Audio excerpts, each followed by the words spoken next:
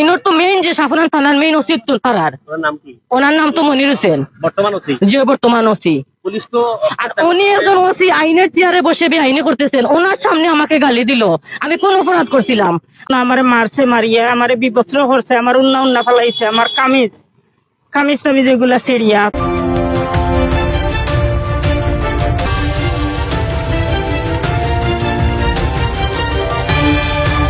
আমার মাইদুর করছে করিয়া আমার গায়ে তাকিয়া সোনার চেইন আছিল, চেইন নিয়ে গেছে। আমার খানের একটা দুল, দুইটা দুলের মাঝে একটা দুল নিয়ে গেছে।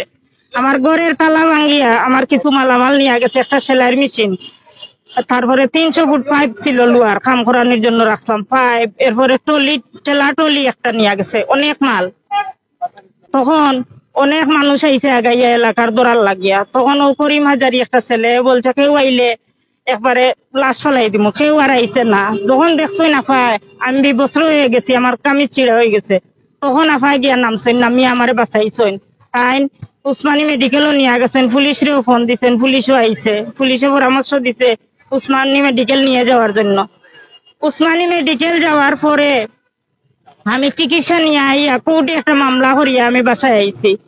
এরপরে কোর্টের মামলা তদন্ত দিন এখনো পিপিআইতে আছে। এরপরে তারা 6 দিন 7 দিন আমার বাসাত আবার হামলা করছে, আমার স্বামীর অসুস্থ বানাইছে, টিনের চালে ডিল মারিয়া। আমার স্বামী ইবনে সিনায় লাইফটা ফুটে ভর্তিছিলেন। এরপরে আমার মোবাইলের ভিডিও ফুটেজ গুলা নেওয়ার জন্য তারা আমার সাথে অনেক দস্তাদস্তি করছে। আমার ঘরও ঢুকিয়ে আমার ঘরের 27,000 টাকাও নিয়ে গেছে। কিন্তু ও লাস্টের 14 তারিখের পরে যে 4-5 দিন ঘটনা করছে, ওই ঘটনার লাগিয়ে আমি আমার উকিলের সাথে পরামর্শ করিয়া কোর্টে তো আর প্রতিদিন মামলা করা যাবে না, থানায় মামলা দিছিলাম।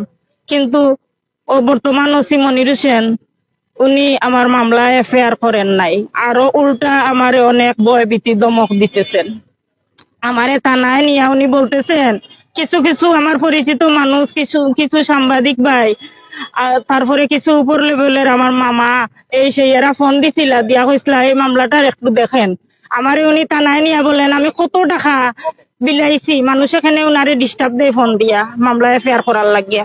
আমি কইছি জি না, আমি কোনো টাকা বিলাই নাই, আমি নিরীহ মানুষ দেখিয়া, আমার স্বামী অসুস্থ দেখিয়া, আমার বাচ্চারা বাহিরে দেখিয়া মানুষে আপনার কাছে রিকোয়েস্ট করছে মামলাটা এফআইআর করার লাগে। আমি টাকা কেন বিলাইব? টাকা দিলে তো আপনাকেও দিতাম পারতাম। আর এখন ওরা উনার পরামর্শে এই যে আসামি রাজু, ডালিম, এরপরে বাবরউদ্দিন বাবলা, ওরাও অনেক চেষ্টা করতেছে আমাদেরকে ইয়াবা ব্যবসায়ী বানানির লাগিয়া। আমি মামলা ভিন্ন খাতে নেওয়ার জন্য আমি প্রেস কনফারেন্স করছিলাম। প্রেস কনফারেন্সের ছবির মধ্যে ওরা আমরা যজন আইছি ওইজনের সামনে লেখি দিচ্ছে, ওই ছবিটা সংগ্রহ করিয়া পত্রিকার থাকি যে ইয়াবা সংগ্রামী সম্রাট না সম্রাজ্ঞী, কেন বুঝিও না, আমরা জীবনে দেখছিও না। ওটা লেখছে মামলারে ভিন্ন খাতে নেওয়ার জন্য। যে কোনো সময় আমাদের বাসাতে, আমাদের বাড়িতে টিয়াবা ফালাইয়া আমরা যে কোনো সময় তারা আইনর ফাঁসাইতে পারে। যত সময় বিচার পাইছি না প্রশাসনের কাছে থাকবো, আমি মারাও যাইতে পারি। জি না, প্রশাসন তারার পক্ষে। তো আমরা আন্দাজ বা আনুমানিক হইলাম যে 80 থেকে 100টা ছেলে হইব। সব এলাকার না অনেক বহিরাগত আছিল, এরা বিএনপির বা বিভিন্ন মানে বিএনপির যোগদান করছে, নয়া অনেক আছে, এটা আওয়ামী লীগের ছেলেরা বিএনপির যোগদান করছে। তো তারা আইসে আইয়া ও আপার বাড়িতে মেয়েরে 2টা মেয়ে মন্ত্রে টানমারি করতে বাকরিয়া ছিটকাই লাগাই রুম লাগাই দিছে। আর 2টা রুম আছে আপার, এগুলো স্টোরুম হিসাবে ব্যবহার করে, এগুলো তো বিভিন্ন মালামাল আছিল। এই সাইফুদ্দিন রাজিয়ে এগুলো হাতুড়ি দিয়া তালা ভাঙ্গিয়া এগুলো তো মালামাল নিছে। তখন আপাক করছেন আর কি। এর আগে আরেকটা জিনিস আপা করছেন, হঠাৎ তাই কিতা করতা তাই ভিডিও কররা। তো আমি কইছি আপা এক কাম করুক, লাইব যাওকা। তখন তারা কিছু বুঝি লিছে, কিছু চিত্রি গেছে, বহিরাগত যারা আছে কিছু চিত্রি গেছে। পরে আপার থাকি যে আপনারা জানেন একটা ভিডিও করলে ওকে মারা লাগে, আবার নইলে ওকে মারার আগ পর্যন্ত এই ছবিটা সেভ হয় না। কারণ ভিডিও করা কিন্তু ওকে মারার আগে তারা টানিয়ে তার মোবাইলটাও নিছে কি। পরে আবার 3টা ছেলের সাথে দস্তাদস্তি করিয়া, তখনও আমিও খাড়া নীরব, কিচ্ছু করলাম না। আবার মোবাইলটা আনছেন, আনার পরে আমার হাতে দিচ্ছেন, দিয়া আবার গেছেন তাই গিয়া গড় বাধা দিরা যে আমার মালামাল নিও না, তোমরা কিতা করো, কিতা হইছে ওইরকম।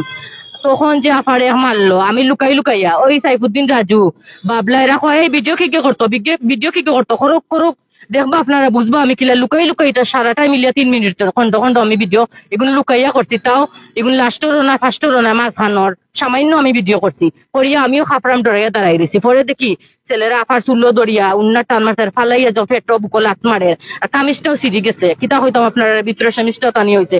তখন কইতা কি জানি না আল্লাহ আমার বইটা আমার রাগে বা সাহসে পরিণত হয়েছে। আমি কইছি মরে গেলে মরে গেছি, একজন নারীর ইলা মানিয়ে নেওয়া যায় না, এটা তো মানিয়ে নেওয়া যায় না। তখন তারা স্লোগান দিছে কইছে হাসিনা শেষ, আওয়ামী লীগের দিন শেষ, বিএনপির বাংলাদেশ, এইরকম স্লোগান দিছে। আমি আপারে একটা উন্নতি করছি আর কইছে আপনারা এটা কিতা কররা, এটা তো এখন নারীর ইলা ঠিক নাই করছি। আমারে ওই সাইফুদ্দিন রাজে কয় এই বেটি আর কেউ হয়েছে না, এই বাস্টার্ড, এই স্টুপিড, বাংলায় তো গালিগুলা দিছে যা আমি আর উচ্চারণ করতে চাইলাম না। আমার এই স্টুপিড হয়, এই বাস্টার্ড হয়, কোনো বইল না তুই এখানে আইলে। আমি বললাম তুই এইলা একজন অসহায় নারীর এইলা তো নির্যাতন করা ভাই আপনারা ঠিক না, এটা কিতা কররা, আর বিএনপির ভাবমূর্তি নষ্ট কররা আপনারা, ওরকম কইছি আর কি। জানোস নি একটা আছে বাবলু কই চিনোস নি সাইফুদ্দিন রাজি হইলো মহানগরের আহ্বায়ক। আমি কইলাম প্রেসিডেন্ট হয়ে যাও, আহ্বায়ক না প্রেসিডেন্ট হয়ে যাও, এগুলা তো নির্যাতন করার কথা না। আর এগুলো তো দলীয় কোনো আদর্শ না বিএনপির, এটা কিতা করা তুমি তাই, এটা তো বিএনপির ভাবমূর্তি নষ্ট করা, ওটাও কইছি। আমার মানে বহুত গালাগালি করছে। পরে ভাই আমি আবার কইছি আফা বাঁচতে চাইলে লাইব যাক, আমি চিল্লাইছি কইছি রে সেনাবাহিনীর খবর দাও, সেনাবাহিনীর খবর দাও। এরপরে টেলিফোন লাইন খেয়ে জানি ফোনটা দিয়া দিছে ভাই আমারে। আমি কইছি স্যার আপনারা জলদি ফোর্স পাঠাও কা, ওলা 34 নং ওয়ার্ড বহরের ভিতরে ওলা একটা দুর্ঘটনা ঘটছে। তখন বাক্কা সময় গেছে আইতে। এরপরে আরো একজন মহিলাকে ধরতেন, কইরা আপা আপনি ঠিকানাটা দোকা, আমি তারা ঠিকানা দিতে পারলাম না, পুলিশ পৌঁছাইতো আমার এতে আইয়ের মারতে করি এই বাবলা বাবলু সুরুক রান্না রাজু ডালিম এরা। ভাই আমি ওই দিন মরণ রে মানিয়েছি যে মরি যাবো, কিন্তু অন্যের সাথে আপোষ করতাম নাই। পরে পুলিশ আইসা কইছে আপার অবস্থা দেখিয়া মানুষ সব রয়েছে উপস্থিত দেখিয়া কইছে আপনারা তাড়াতাড়ি আগে মহিলার হাসপাতালে লইয়া যাবকা। পরে আমরা উসমানী ও তাইনও আসলা, তার স্বামী বাচ্চা আরেকজন আসলা, আমরা সবে মিলিয়ে আপারে উসমানী মেডিকেল নিছি। নেওয়ার পরে আমার সাথে যে জিনিসটা তারা করে পরে নেওয়ার পরে আপায় উকিলের লগে পরামর্শ করি একটা কোর্টও মামলা করছেন। এটা পিপিআই তদন্তাধীন রয়েছে। পরে গিয়া আবার তারা আরেকদিন হামলা করছে, ওই যে ভিডিও ফুটেজ রয়েছে ওগুলা নেওয়ার লাগি আপার মোবাইল ওলা করিয়া গরো ঢুকি গেছে, তা ওলা দস্তা করছে। আরেকদিন রাইট তার স্টিলের দরজা জানালা গরো ইটা মারতে আপনারা দেখবা। আর তার স্বামী শব্দ দূষণে অশান্তি করি কিতা করিয়া পরে ছেলেরা দড়িয়া তাকে সিএনজি কইয়া ইবনে সিনাত নেওয়া হয়েছে। ইবনে সিনাত নেওয়ার পরে আতো কিতা একটা জিনিস লাগাইছে, কইছে পাঁচ টান 3 পয়েন্ট না হয় পয়েন্ট আছে, আপনারা জলদি লাইফ সাপোর্ট আইসিত নৌকা করে নেওয়া হয়েছে। তার স্বামী মারা যাওয়া, এটা ভিডিও দেখবা আপনারা তান কিতা হয়েছে, কিলা মানুষ আইসন ওগুলা করছে। এরপরে আবার তান 5 লাইন কাটি লিছে, মানে আবার মানে তারা 8 জন তারা ওসি বলে সাফুরান থানার ওসি বলে তারা ফগেটো কোনটা করতে পারতাম না, এই না সেই না।